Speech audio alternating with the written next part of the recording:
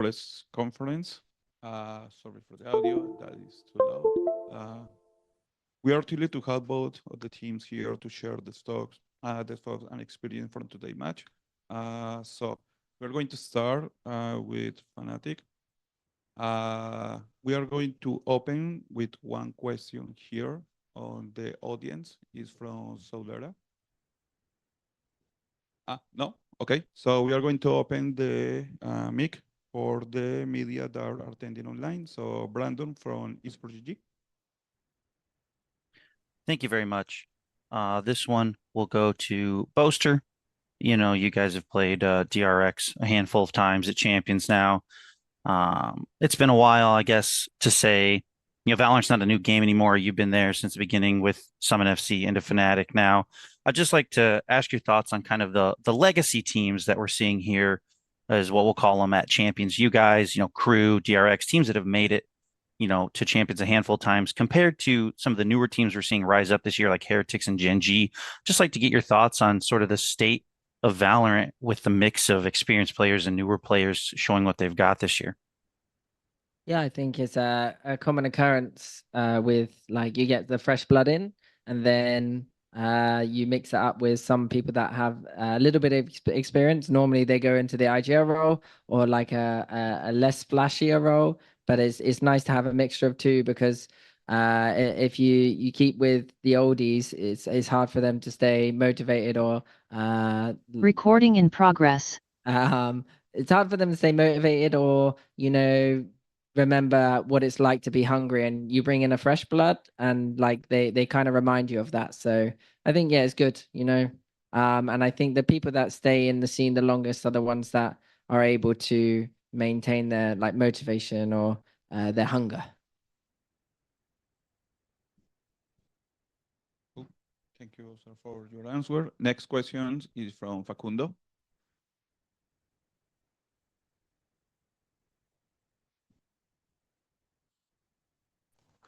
Sorry, I forgot I was mute. Hi guys, I'm Facundo Dominguez, FT News. My question is going to be for Chronicle. During the second map, the chamber of DRX was something that during the EMEA season wasn't seen enough, and it wasn't like you weren't so comfortable fighting against that big that Asian. What are your thoughts on how the team performed during the second map? I don't think Chamber was that strong against us. I think at the start of defense side, we struggled a little bit because we've had a wrong game plan, how to play around all the stuff they do. And after we switched it back to the normal, like what we do in like most basic stuff, I think we almost every round punished him for being aggressive on A, and he didn't do that much. And on attack side, we also like kind of knew how he will do against us, so he didn't do that much too. But still, he got some op frags, he got some good entries. And of course, I mean, I can't deny that on the start of defense side, he was pretty much strong. Like he won some rounds by just controlling the whole A against us, and that was strong. But okay, we adapted, and I think more problems. It was like how they were playing together and how, for example, the Raze was executing some sides. She did a great job. Like Buzz was playing well, so props to him. Thank you so much. Next question is from Arnab. Hey guys, commiseration on the loss. This question goes to Booster. During the pre-event press conference, I guess, you said that you were interested to see how Mako will be doing his IGL role.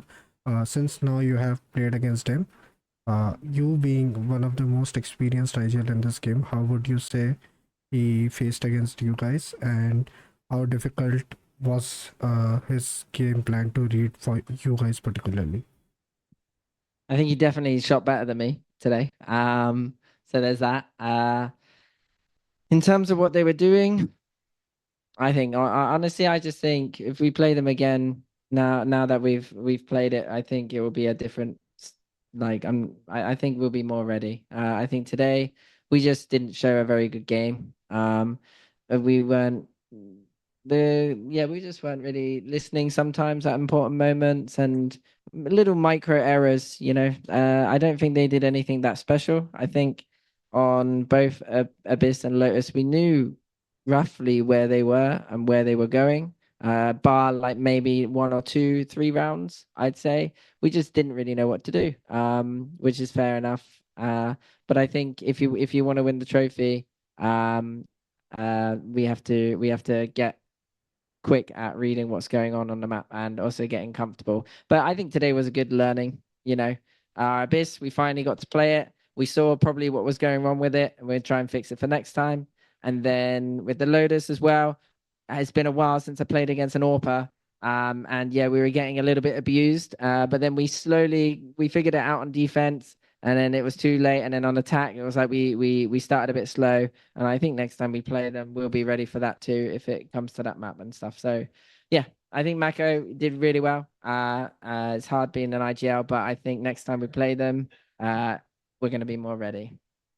Thank you. Just a small follow-up on this. We have been seeing Astra a lot right now in Abyss especially. How do you see her in the current meta, and do you still see her as viable in other maps? I think at the end of the day, you've got to shoot heads, and there's not much difference between Astra and Omen. I think Omen is better on some maps.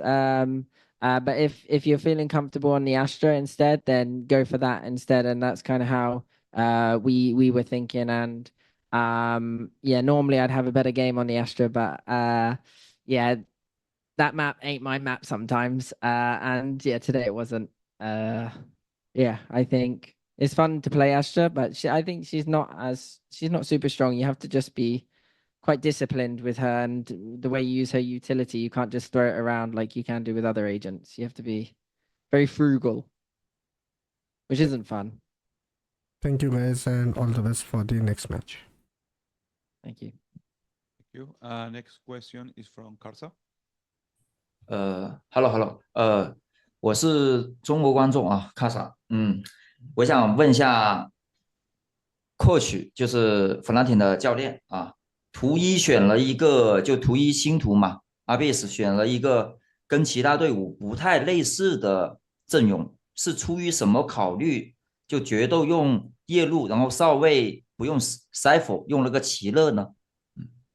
So this question is for coach. In the map 1 Abyss, you choose a very un-Euro comp other than other teams. So what do you think of choosing Euro as a duelist, but not choosing a Cypher, instead, but choosing Killjoy instead of Cypher to be the Sentinels?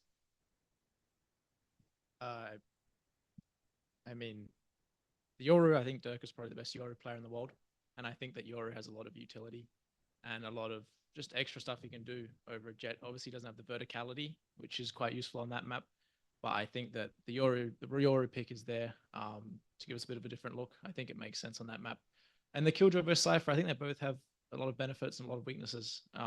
Obviously, you saw them using the Cypher a lot in attack to lurk into make that pressure in middle on us, which I think we struggled to deal with. But I think the Killjoy is also good. I mean, Alpha got some kills off the nanos and stuff on defense. So I think it just depends on what the rest of your comp looks like and what you want to combo with.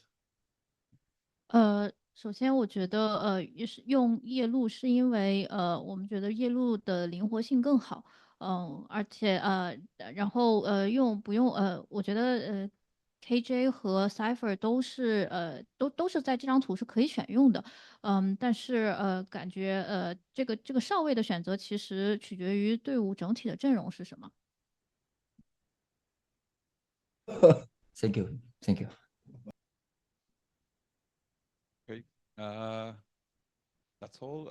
Thank you, Fnatic, for your insight and for being here today. Your determination and sportsmanship are commendable. We look forward to seeing your future matches and success. Thank you. Thank you.